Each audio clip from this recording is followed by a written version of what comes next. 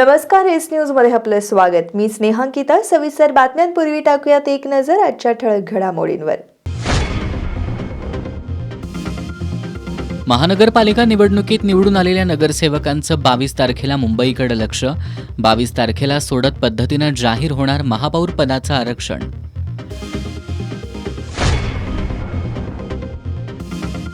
कोल्हापूर महानगरपालिकेत महायुतीतील घटक पक्ष स्वतंत्र लढले असते तर कोल्हापूरकरांनी त्यांचा करेक्ट कार्यक्रम केला असता, आमदार सतेज पाटील यांचा महायुतीला टोला।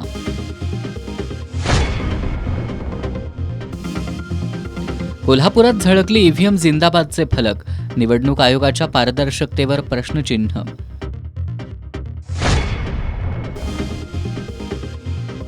महापालिकेतील यश ऊर्जा देणारं, जिल्हा परिषदेवर महाविकास आघाडीचा झेंडा फडकवा, आमदार सतेज पाटील यांचं कार्यकर्त्यांना आवाहन।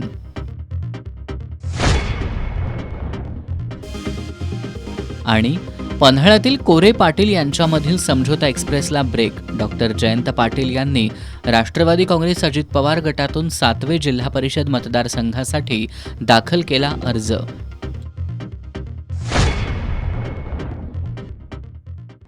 हे आहे GTPL SPN डिजिटल नेटवर्क आणि आपण पाहत आहात चॅनल एस।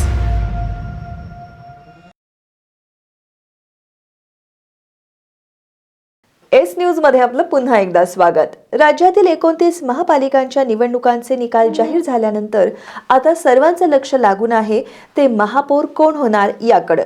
या पार्श्वभूमीवर महापालिकांमधील महापौर पदाच्या आरक्षणाची अधिकृत सोडत गुरुवारी 22 जानेवारी रोजी मंत्रालयात काढली जाणार आहे। याबाबत शासनाच्या नगर विकास विभागानं अधिकृत पत्र जारी केलंय, त्यामुळे या सोडतीकडे राजकीय पक्षांचं लक्ष लागून राहिलंय। राज्यातील 29 महानगरपालिका निवडणुकीचा 16 जानेवारीला निकाल लागला, मात्र महापौर पदाची आरक्षण सोडत काढली नव्हती। अखेर आरक्षण सोडतीची प्रतीक्षा संपली असून 29 महापालिकांमधील महापौर पदाची सोडत 22 जानेवारी रोजी मंत्रालयात काढली जाणार आहे। नगरविकास मंत्र्यांच्या अध्यक्षतेखाली ही प्रक्रिया पार पडणार असून संबंधित अधिकाऱ्यांनी उपस्थित राहण्याच्या सूचना देण्यात आल्यात। आता आरक्षण कोणत्या प्रवर्गासाठी निघते यावरच राजकीय दिग्गजांचं महापौर होण्याचं स्वप्न अवलंबून असल्याचं या सोडतीकडे सर्वांचं लक्ष लागून आहे। महाराष्ट्रातील सत्ता संघर्षाचा आणि 2 महत्त्वाच्या प्रादेशिक पक्षांच्या भवितव्याचा पेच आता सर्वोच्च न्यायालयात सुटण्याच्या मार्गावर आहे। शिवसेना पक्ष आणि धनुष्यबाण हे चिन्ह तसंच राष्ट्रवादी काँग्रेस पक्ष आणि घड्याळ चिन्हाबाबत बुधवारी 21 जानेवारीपासून न्यायालयात अंतिम सुनावणीला सुरुवात होणार आहे। शिवसेनेमध्ये फूट पडल्यानंतर निवडणूक आयोगानं शिवसेनेचं पक्षचिन्ह धनुष्यबाण आणि पक्षनाव शिवसेना हे एकनाथ शिंदे गटाला दिलं। उद्धव ठाकरे यांनी आयोगाच्या निर्णयाला आक्षेप घेत सर्वोच्च न्यायालयात याचिका दाखल केली होती। आयोगाचा निर्णय घटनाबाह्य असल्याचा दावा ठाकरे गटानं केलाय। राष्ट्रवादी काँग्रेसमध्येही फूट पडल्यानंतर आयोगानं अजित पवार यांना पक्षचिन्ह घड्याळ आणि पक्षनाव दिलं। या दोन्ही प्रकरणांवर न्यायालयानं प्राथमिक सुनावणी घेतली असून आता अंतिम टप्प्याकडे सुनावणी पोहोचली आहे। बुधवारी 21 जानेवारीपासून अंतिम सुनावणी सुरू होणार आहे। सरन्यायाधीश सूर्यकांत यांच्या नेतृत्वाखालील खंडपीठ सलग 2 दिवस दोन्ही राष्ट्रवादी गटांचे आणि शिवसेना गटांचे युक्तिवाद ऐकून घेणार आहे। शिवसेना पक्ष आणि धनुष्यबाण चिन्ह तसंच राष्ट्रवादी काँग्रेस पक्ष आणि घड्याळ कुणाचं याचा निकाल न्यायालय लवकरच जाहीर करणार असून या निकालाकडे राज्याचं लक्ष लागून आहे। कोल्हापूर महापालिका निवडणुकीतील महायुतीतील घटक पक्ष एकत्र लढले, मात्र ते वेगवेगळे लढले असते तर कोल्हापूरकरांनी त्यांचा करेक्ट कार्यक्रम केला असता, असा टोला आमदार सतेज पाटील यांनी लगावलाय। एक मजबूत विरोधक म्हणून आमचा सत्ताधाऱ्यांवर अंकुश असेल असंही त्यांनी सांगितलंय। कोल्हापूर महानगरपालिकेची निवडणूक अत्यंत चुरशीनं झाली। या निवडणुकीत एकत्र लढूनही महायुतीला काठावरचं बहुमत मिळालंय, मात्र दुसरीकडे केवळ ठाकरे सेनेला सोबत घेऊन एकाकी लढलेल्या काँग्रेसला तब्बल 34 जागा मिळाल्यात। या विजयानंतर महायुतीनं कोल्हापूर शहरात पोस्टरबाजी करून काँग्रेसला डिवचण्याचा प्रयत्न केलाय। त्यानंतर आमदार सतेज पाटील यांनी माध्यमांशी बोलताना महायुतीच्या नेत्यांचा समाचार घेतला। महापालिका निवडणुकीत महायुतीमधील पक्ष वेगळे वेगळे लढले असते तर कोल्हापूरकरांनी त्यांचा करेक्ट कार्यक्रम केला असता, असा टोला आमदार सतेज पाटील यांनी लगावलाय। पक्ष एकत्रित लढले, त्यांना कोल्हापूरकरांनी महायुतीचा करेक्ट कार्यक्रम केला असता, वेगवेगळा लढायला पाहिजे होतं। तुमची जर एवढी ताकद होती तर तुम्ही वेगळं लढायचं होतं। भाजपचा विस्तार करायचा होता, 81 वॉर्डात भाजपचं कमळ पोचवायचा प्रयत्न करायला पाहिजे होता. शिंदे गटानं देखील प्रयत्न करायचा होता, राष्ट्रवादीने. त्यामुळे आज ते काय बोलतात याच्यापेक्षा कोल्हापूर लोकांनी आणि आमच्या 5 सीटा ह्या 500 मताच्या आत पडलेल्या आहेत. म्हणजे 16, 100, 150, 200 अशा 5 सीटा आमच्या प्रामुख्यानं त्या ठिकाणी पडलेल्या आहेत. आणि मी मागच्याही पत्रकार परिषदमध्ये सांगितलं होतं की एक निर्णयामुळे आमचे 2 वॉर्ड साधारणपणे आम्हाला त्रासात तांत्रिकदृष्ट्या. त्यामुळे हा विजय त्यांचा नाही आहे. म्हणजे लोकांची इच्छा आमच्या उमेदवारांच्या बाजूने होती. त्यामुळे ठीक आहे, आता तांत्रिक विजय झालाय, त्यांनी तो साजरा करावा आणि लोकांना डबल इंजिन काय असते, खरं असते का अस्तित्वात, ते कामातून दाखवून द्यावा असे आमचे. हिंमत असेल तर महायुतीनं 2.5 वर्षाचा महापौर करून शहराचा विकास करावा असं आवाहन आमदार पाटील यांनी दिलंय. बहुमत मिळालेलं आहे, त्यांची हिंमत असेल तर 2.5 वर्षाचाच महापौर करावा. ते 6 महिने 1 वर्ष पण नको. आम्ही कधी म्हटलं नव्हतं. आम्ही म्हटलं होतं की महापौर पदाची कार्यकाळ जी राहील त्या पद्धतीनं काँग्रेसची सत्ता आली तर महापौर पद त्याच कार्यकाळामध्ये राहील. आम्ही तुकडे करू वगैरे असं कधी बोललो नव्हतं. त्यामुळे आमची विनंती आहे की 2.5 वर्ष महापौर हा राहिला पाहिजे. जिल्हा परिषद आणि पंचायत समितीच्या निवडणुका महाविकास आघाडी म्हणून जिल्ह्यात एकत्र लढणार असल्याचं त्यांनी सांगितलं. हातकणंगले, शिरोळ, गडहिंग्लज, दक्षिण विधानसभा मतदारसंघात बहुतांश ठिकाणी महाविकास आघाडी एकत्र लढणार आहे. काही ठिकाणी वंचित बहुजन आघाडीलाही सोबत घेणार असल्याचं आमदार पाटील यांनी यावेळी सांगितलं. जिल्हा परिषद निवडणुका पार पडल्यानंतर आपण महापालिकेतील महाविकास आघाडीच्या नवनिर्वाचित नगरसेवकांचं प्रशिक्षण शिबिर घेऊन शहरातील प्रलंबित प्रश्नावर सभागृहात कोणते मुद्दे मांडायचे यावर मार्गदर्शन करण्यात येणार आहे.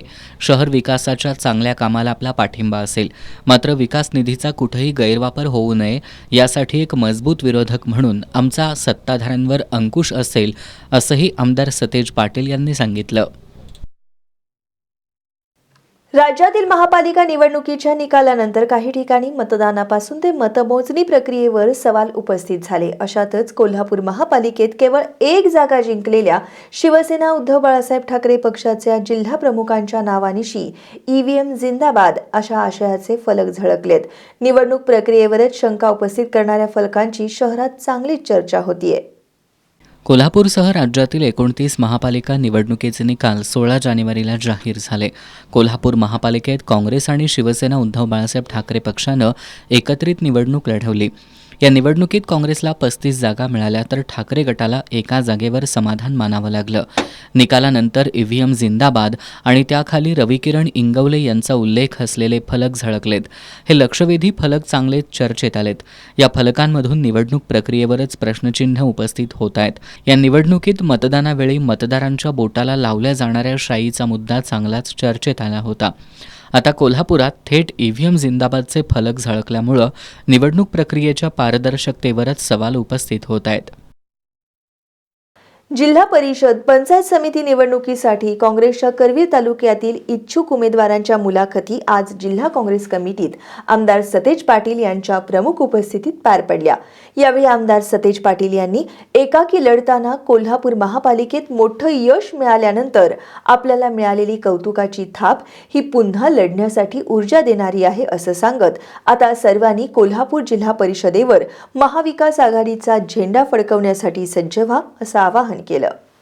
कोल्हापूर महानगरपालिका निवडणुकीत एकाकी लढताना विरोधकांना घाम फोडणाऱ्या आमदार सतेज पाटील यांनी आज जिल्हा परिषद निवडणुकीसाठी करवीर तालुक्यातील इच्छुक उमेदवारांच्या मुलाखती जिल्हा काँग्रेस कमिटी कार्यालयात घेतल्या.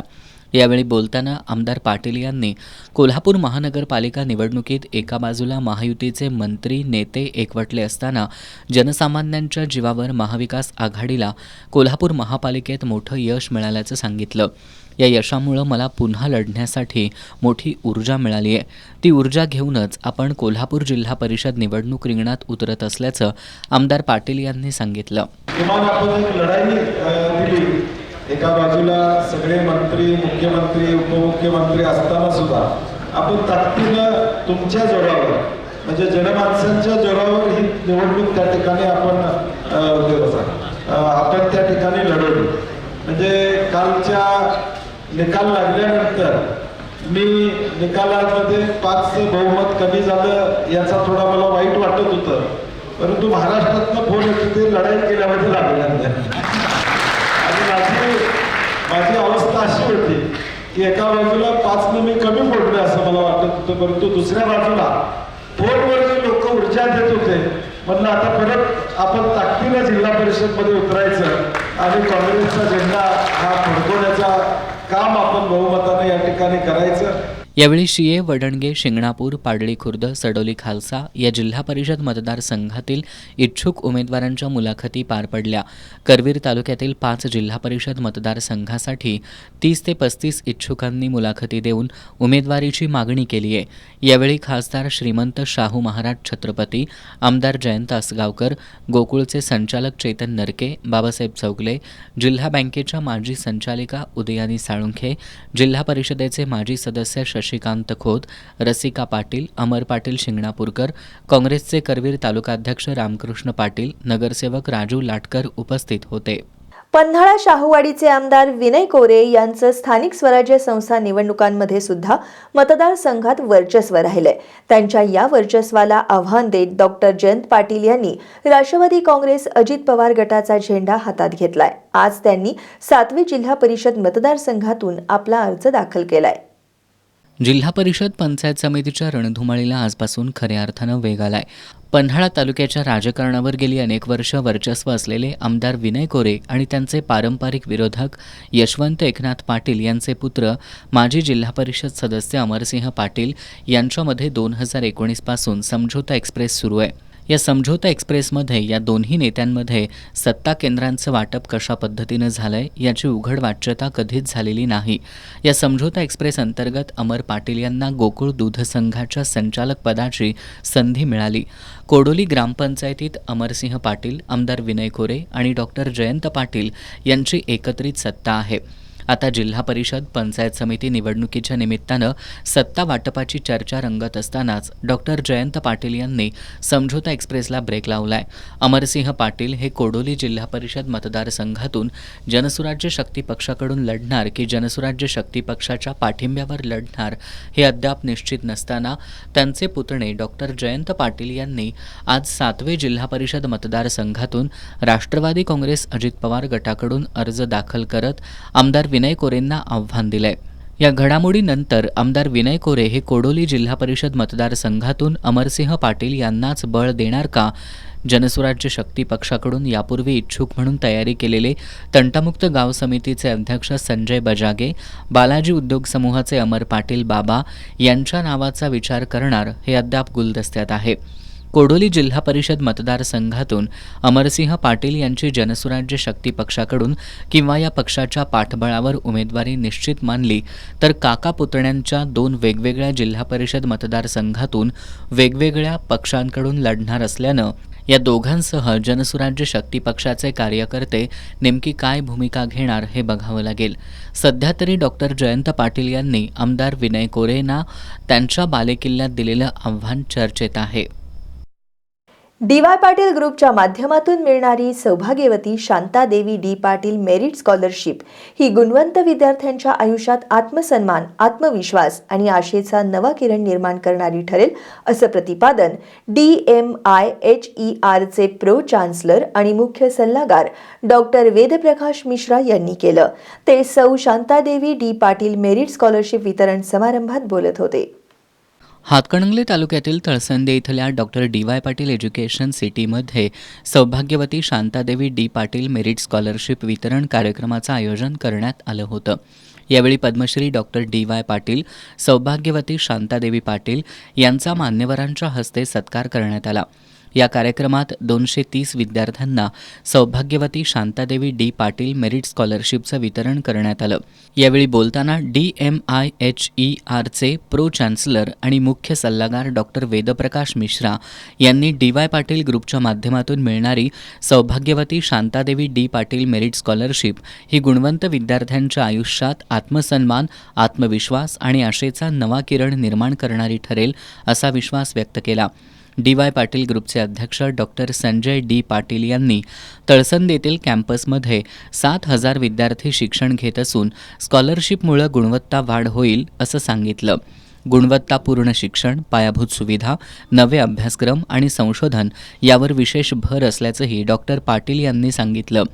कुलगुरू डॉक्टर A.K. गुप्ता यांनी आंतरराष्ट्रीय दर्जाच्या सुविधा उपलब्ध करून देत विद्यापीठाचा विकास करण्याचा मानस व्यक्त केला.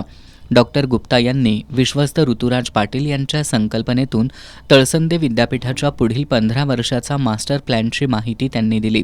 या विद्यापीठात 16,000हून अधिक विद्यार्थी उच्च शिक्षण घेतील यासाठीचा रोडमॅप कसा असेल हे डॉक्टर गुप्ता यांनी विशद केलं. याप्रसंगी DYP पुणेचे कुलपती डॉक्टर P.D. पाटील, कुलपती डॉक्टर भाग्यश्री पाटील, मेघराज काकडे, शांतिनिकेतनच्या संचालिका राजश्री काकडे, उपाध्यक्ष आमदार सतेज पाटील, विश्वस्त ऋतुराज पाटील, वैजयंती संजय पाटील, पूजा ऋतुराज पाटील, पृथ्वीराज पाटील, वृषाली पृथ्वीराज पाटील, तेजस पाटील, देवश्री पाटील, अभिमत विद्यापीठाचे कुलगुरू डॉक्टर राकेश कुमार शर्मा, आकुर्डीचे कुलगुरू doctor Manish Bhalla, Bharat Patil, Shweta Patil, doctor P.B. Sable आदी मान्यवर उपस्थित होते.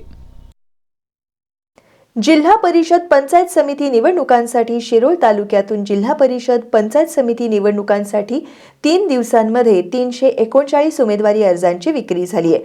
आज अर्ज दाखल करणाऱ्या तिसऱ्या दिवशी प्रत्यक्ष उमेदवारी अर्ज दाखल करण्याची प्रक्रिया सुरू झाली आहे.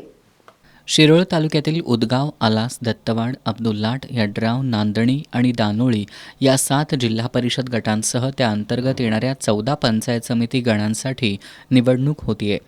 या निवडणुकांसाठी पहिल्या दिवशी 101, दुसऱ्या दिवशी 118 तर तिसऱ्या दिवशी 120 अशा 339 अर्जांची विक्री झाली आहे. अर्ज दाखल करण्याच्या पहिल्या 2 दिवसांमध्ये एकही अर्ज दाखल झाला नव्हता. आज सोमवारी तिसऱ्या दिवशी इच्छुकांकडून अर्ज दाखल करण्याची प्रक्रिया सुरू झाल्यानं निवडणूक निर्णय अधिकाऱ्यांच्या कार्यालयात आज वर्दळ दिसून आली. आज तिसऱ्या दिवशी दत्तवाड जिल्हा परिषद गटातून स्वाभिमानी शेतकरी संघटनेकडून प्रियांका विवेक चौगुले, दत्तवाड पंचायत समिती गटातून स्वाभिमानी शेतकरी संघटनेचे विवेक प्रभू चौगुले तर अपक्ष म्हणून युवराज निवृत्ती घोरपडे आणि आलासमधून अपक्ष म्हणून अबिद पटेल यांचा अर्ज दाखल झालाय. राधानगरी तालुक्यातील राजकीय वातावरण चांगलंच तापू लागलंय.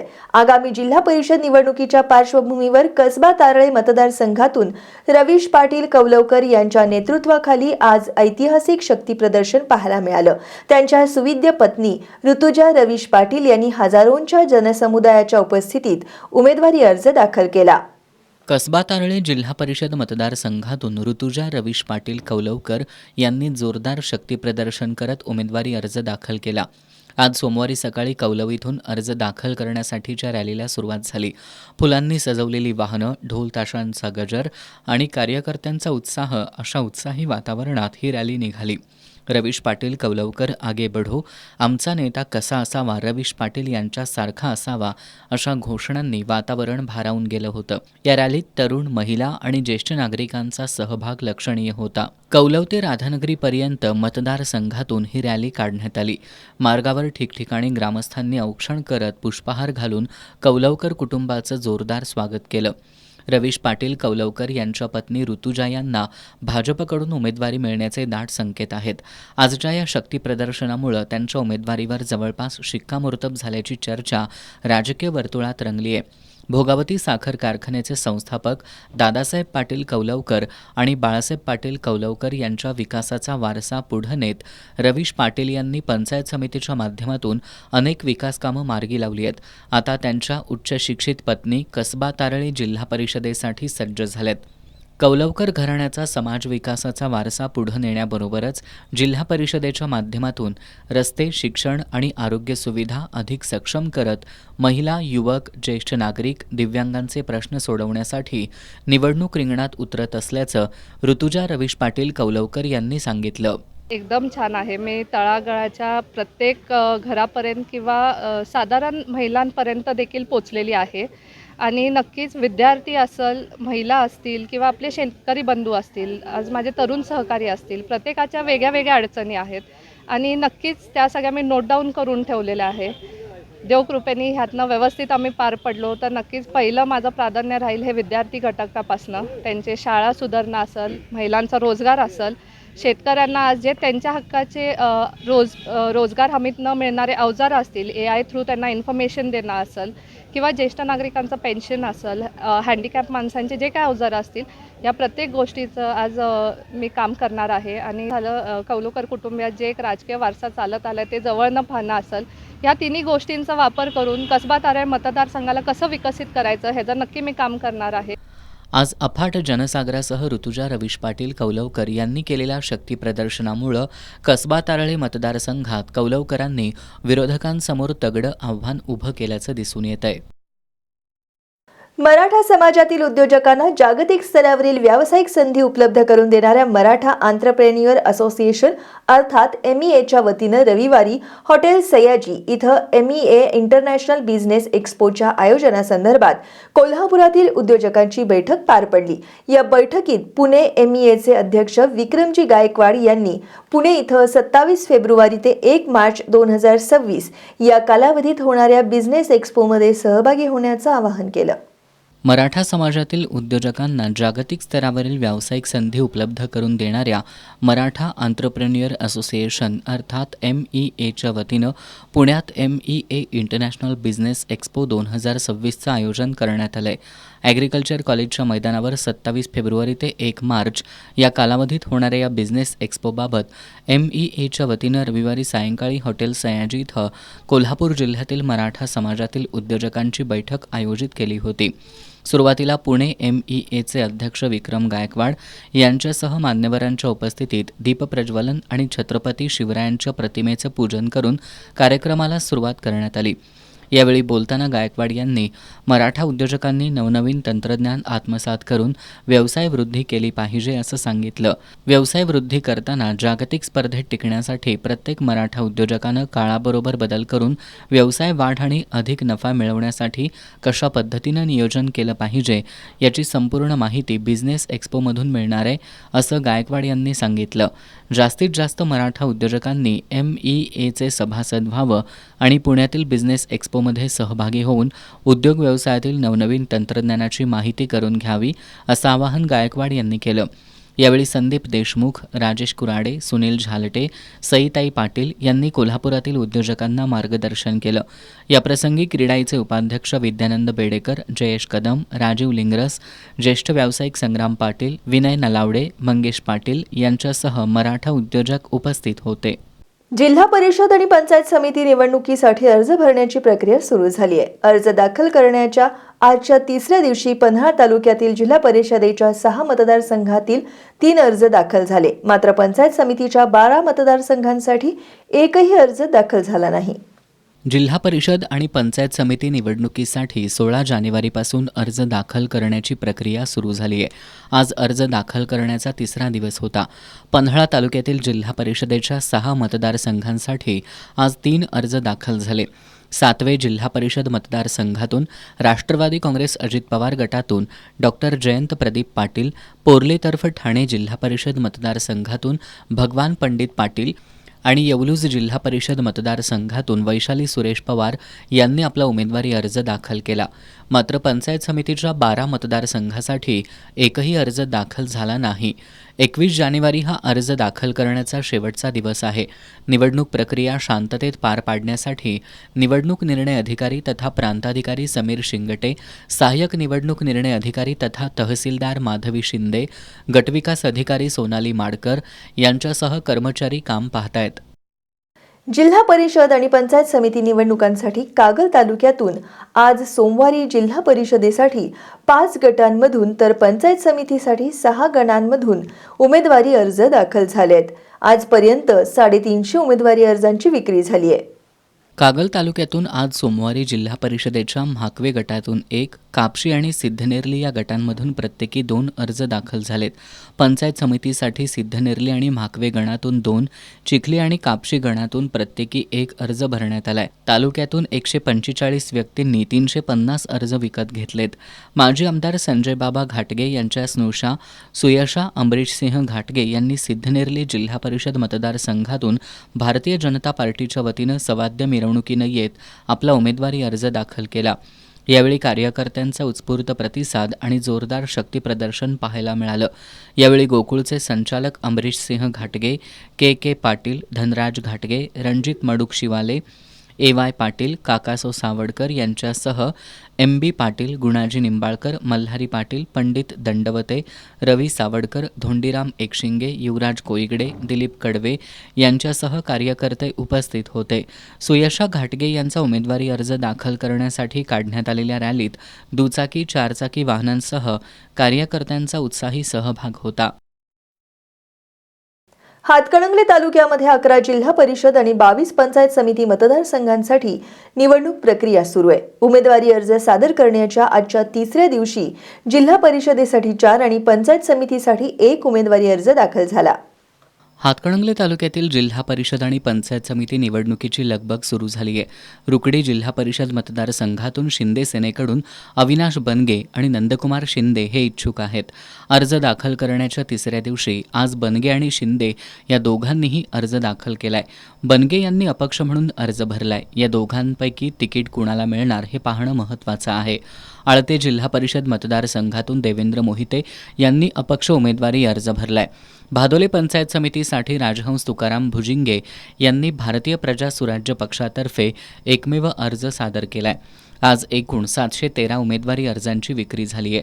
निवडणूक निर्णय अधिकारी म्हणून दीपक शिंदे तर सहाय्यक निवडणूक निर्णय अधिकारी म्हणून सुशीलकुमार बेल्हेकर काम पाहतायत. आता जाणून घेऊयात महत्त्वाच्या घडामोडी संक्षिप्त स्वरूपात. फास्ट न्यूजचे प्रायोजक गोकुळ. बाळ, फ्रीजमधून श्रीखंड काढ ना. आम्ही पूर्वी घरीच बनवायचो श्रीखंड, त्याची चवच वेगळी होती. आता काय सगळं रेडीमेड. आजी, हे श्रीखंड खाऊन बघ. आज तुझ्या आईनं घरीच बनवलं की काय? हे आहे गोकुळचं श्रीखंड. अगदी जिभेवर रेंगाळणार. जिभेवरच नाही तर मनावरही रेंगाळणार. गोकुळ श्रीखंड, मनावर रेंगाळणार. केवळ अपमानास्पद भाषा वापरणं हा अनुसूचित जाती आणि अनुसूचित जमाती अधिनियम 1989 अंतर्गत गुन्हा ठरू शकत नाही. सर्वोच्च न्यायालयाचा महत्त्वाचा निकाल. प्रियकरासाठी 5 वर्षाच्या मुलाला छतावरून फेकलं. दोषी आईला भोपाळ न्यायालयानं सुनावली मरेपर्यंत कोठडी. कर्नल सोफिया अपमान प्रकरणात मध्य प्रदेशच्या मंत्र्याला सर्वोच्च न्यायालयाची फटकार. माफी मागण्यास उशीर. 2 आठवड्यात खटला चालवण्यास मंजुरी देण्याचे राज्य सरकारला निर्देश. भाजप आणि RSS सत्तेचं केंद्रीकरण करण्याचा प्रयत्न करतायत. राहुल गांधींचा आरोप. चांदी पहिल्यांदाच 3 लाखांच्या पुढं. 1 महिन्यात 2 लाखांहून 3 लाख झाली. दुचाकींची चोरी करून त्या जयंती, उत्सव आणि निवडणुकीत भाड्यानं देणाऱ्या अभिषेक कुरणे याला करवीर पोलिसांनी अटक केली आहे. पोलिसांनी त्याच्याकडून 1,64,000 रुपये किमतीच्या चोरीच्या 10 दुचाकी जप्त केल्यात. करवीर तालुक्यातील भुयेवाडी इथं राहणाऱ्या महेश सुर्वे यांच्या दारातील दुचाकी चोरीला गेली होती. या प्रकरणी सुर्वे यांच्या फिर्यादीवरून करवीर पोलिसात गुन्हा दाखल करण्यात आला होता. या गुन्ह्याचा तपास करताना पोलिसांना राजाराम बंधाऱ्यावरून 2 जण चोरीच्या दुचाकी घेऊन जाणार असल्याची माहिती मिळाली होती. या माहितीच्या आधारे पोलिसांनी सापळा रचून शिये इथल्या अभिषेक कुरणे याला अटक केली आहे. कुरणे यानं एका अल्पवयीन मुलाच्या मदतीनं जयंती, उत्सव आणि निवडणुकीत सायलेन्सर काढून फिरवण्यास भाड्यानं गाड्या देण्यासाठी 10 दुचाकींची चोरी केल्याची कबुली दिली आहे. कुरणे यानं भुयेवाडी, लाटवडे, वडगाव, घुणकी, टोप इथून दुचाकी चोरी केल्याची कबुली दिली आहे. पोलिसांनी त्याच्याकडून चोरीच्या 1,64,000 रुपये किमतीच्या 10 दुचाकी जप्त केल्यात. पोलीस निरीक्षक किशोर शिंदे यांच्या मार्गदर्शनाखाली सहाय्यक पोलीस निरीक्षक बाबासो सरोदे, पोलीस उपनिरीक्षक नाथा गळवे, अंमलदार सुभाष सरवडेकर, विजय तळसकर, रणजित पाटील, सुजय दावणे, प्रकाश कांबळे, योगेश शिंदे, अमित जाधव, विजय पाटील, अमोल चव्हाण, लखन राजगुरू, सोमराज पाटील यांनी या कारवाईत सहभाग घेतला.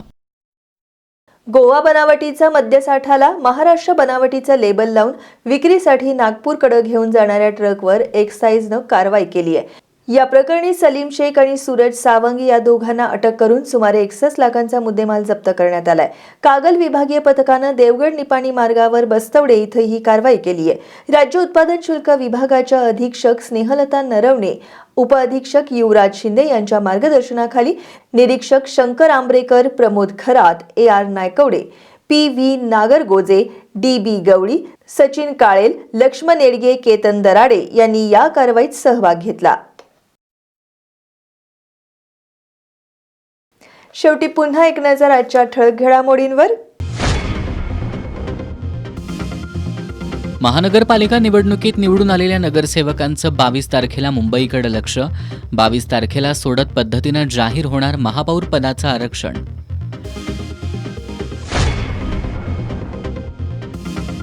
कोल्हापूर महानगरपालिकेत महायुतीतील घटक पक्ष स्वतंत्र लढले असते तर कोल्हापूरकरांनी त्यांचा करेक्ट कार्यक्रम केला असता. आमदार सतेज पाटील यांचा महायुतीला टोला.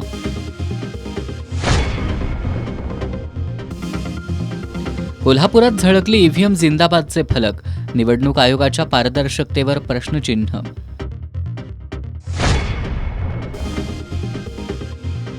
महापालिकेतील यश ऊर्जा देणारं. जिल्हा परिषदेवर महाविकास आघाडीचा झेंडा फडकवा.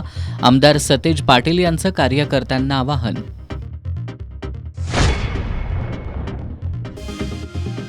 आणि पन्हाळ्यातील कोरे पाटील यांच्यामधील समझोता एक्सप्रेसला ब्रेक. डॉक्टर जयंत पाटील यांनी राष्ट्रवादी काँग्रेस अजित पवार गटातून 7वे जिल्हा परिषद मतदारसंघासाठी दाखल केला अर्ज.